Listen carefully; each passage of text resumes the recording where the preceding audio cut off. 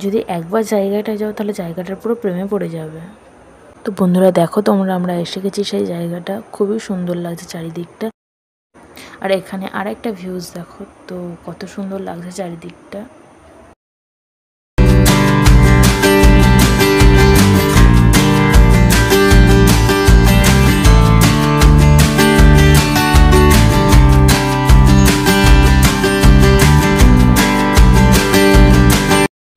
Hello বন্ধুরা, তো কেমন আছে তোমরা সবাই?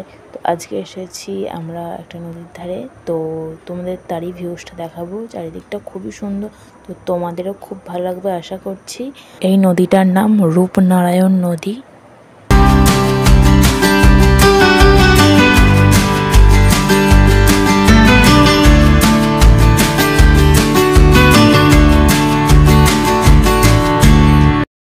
তো আমি এখন এসেছি তোমাদের এই নদীটার ভিউজ দেখাতে। তো আমি এখন দাঁড়িয়ে আছি নদীটার খুবই সামনে, মানে নিচে নেমেছি আর কি।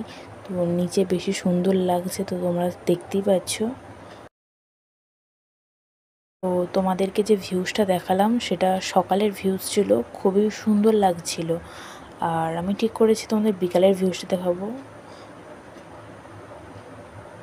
তো আমি আবার আসবো বিকালে, তো বিকালের ভিউজটা কেমন হয় তো তোমাদের সাথে সেটাই শেয়ার করব। তো হ্যালো বন্ধুরা, দেখো তো আমি বলেছিলাম বিকালে আসবো বলে, বিকালে এসেছি। আর বিকালের ভিউজটা দেখো সেম নদীতে, আর এই নদীটার ভিউজটা খুবই সুন্দর লাগছে।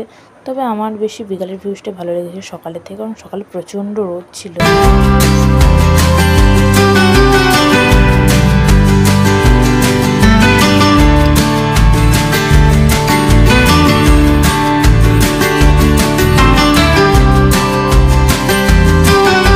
তো চারিদিকটা খুবই ভালো লাগছে। তা তোমাদের কোন ভিউজটা ভালো লাগলো বলো।